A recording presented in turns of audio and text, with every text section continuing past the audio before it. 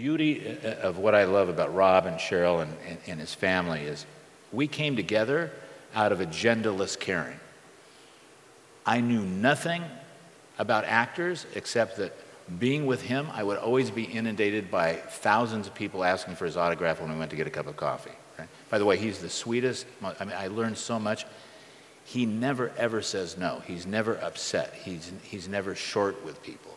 He looks at that as being the fuel for what got he and his family to where they are, and that generosity of spirit is something we all need to keep in mind.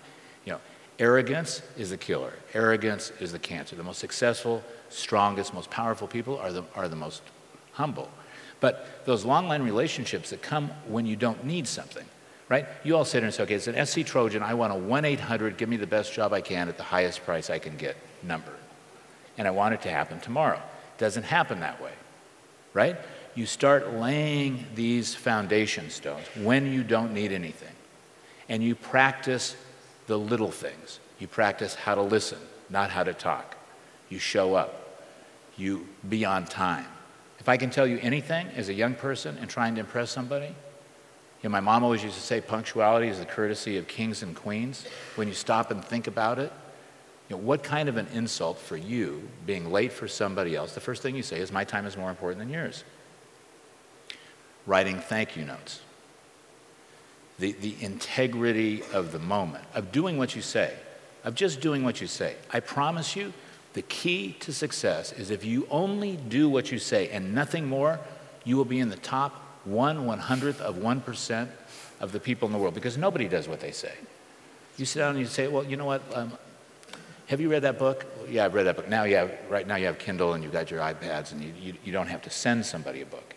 You can do it electronically. But if you said, have you read that book? And you say, well, I'll get it to you tomorrow.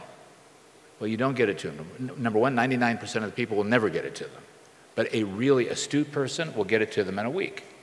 Now, is that a bad thing that you said you were going to get it to them tomorrow and you got it to them in a week? No, but that's not what you said you would do.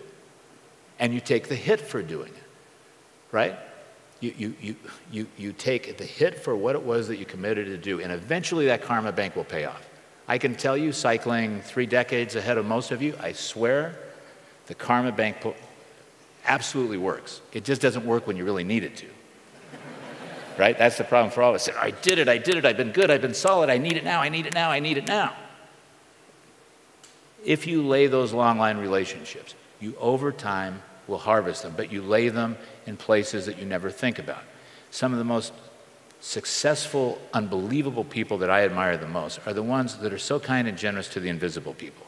And you can tell really quickly, if I'm interviewing a young person and we're sitting down and ordering food or ordering a drink, and they're being so gracious and solicitous with me and great manners, and they're just being so shitty to the waiter or waitress, or they quirp some rude comment, or to a taxi cab driver, or don't ask the driver, have they eaten? You know, those kind of things are cumulative, and people really notice them. And what it does cumulatively is it builds a life practice, right? This body, mind, soul commitment to excellence is a life commitment. It's a life commitment. Great advice.